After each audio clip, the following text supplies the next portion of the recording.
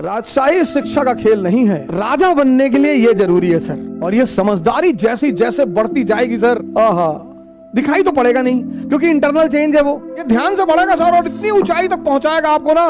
Corona तो बहुत दूर की चीज है सर। ये समझदारी दुनिया के किसी कॉलेज में नहीं मिलती। 10 दिन रहकर आइए, लिख कर दे दूं अगर आपकी जिंदगी ना बदले। जय हिंद फ्रेंड्स। ध्यान क्या है? इट्स ट्रांसफॉर्मेशन है, इंद्रियों से कॉन्शियस की तरफ, lower level to highest level. अब ध्यान के चरण, यह दूसरा बड़ा महत्वपूर्ण पहलू, फेसेस। पहला फेस, मन को समझना या देखना।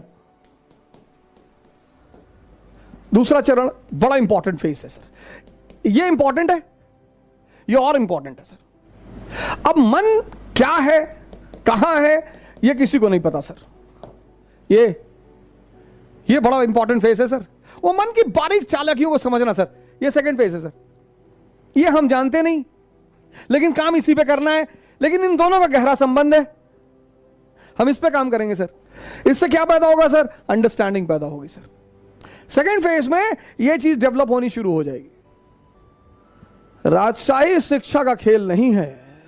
शिक्षा, कभी पंडित जवाहरलाल नेहरू के शिक्षा की बात होती है? नहीं।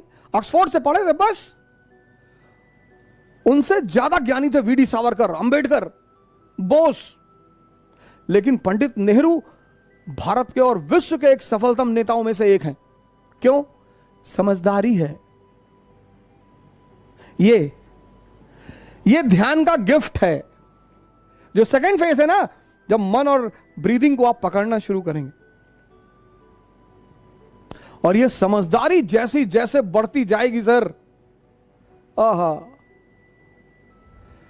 इसी को बढ़ाना है सर। और ये समझदारी दुनिया के किसी स्कूल में नहीं मिलती सर। ये समझदारी दुनिया के किसी कॉलेज में नहीं मिलती। ये समझदारी दुनिया के किसी विश्वविद्यालय में नहीं मिलती। नहीं तो बाबा रामदेव इतनी ऊंचाई पे पहुंचता सर। ये राजा बनने के लिए यह जरूरी है सर। यह ध्यान का गिफ्ट है सर। और जैसे जैसे, और थर्ड फेज जो ध्यान का है सर, उस पे तो आज तक कोई बोल ही नहीं पाया सर। एक बार ये सांसें आपके कंट्रोल में आ गई, उसके बाद क्या होगा ये सिर्फ आप जानेंगे सर। थर्ड फेज तो अगर मैं बोलूं उसका तो मैं अधिकारी ही नहीं हूं सर।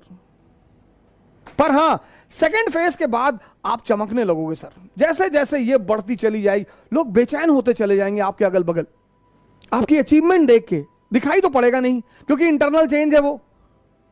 भाई आप जिम जा रहे हो, बॉडी बन रही तो बाहर से दिखाई पड़ रही, लेकिन जब आप ध्यान कर रहे हो और अंदर चेंजेस हो रहे हैं, कहां दिखाई पड़ेगा सर? ये बढ़ाइए सर। ये ध्यान से बढ़ेगा सर और इतनी ऊंचाई तक पहुंचाएगा आपको ना। कोरोना तो बहुत दूर की चीज है सर।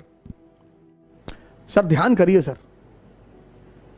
सर इस देश में इतने विपासना सेंटर है सर। विपासना, इतने सारे विपासना सेंटर हैं। अगर आप किसी गुरु के पास नहीं जाना चाहते सर, ये विपासना सेंटर कोई चार्ज नहीं लगता सर।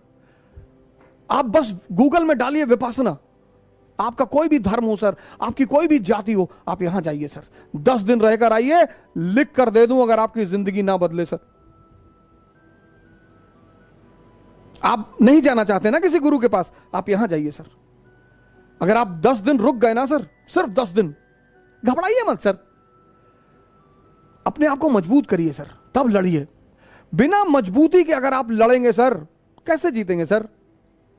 सारा खेल मन का है। और 3 तरह के मन हैं, एक दुर्योधन की तरह, एक कृष्ण की तरह, एक अर्जुन की तरह।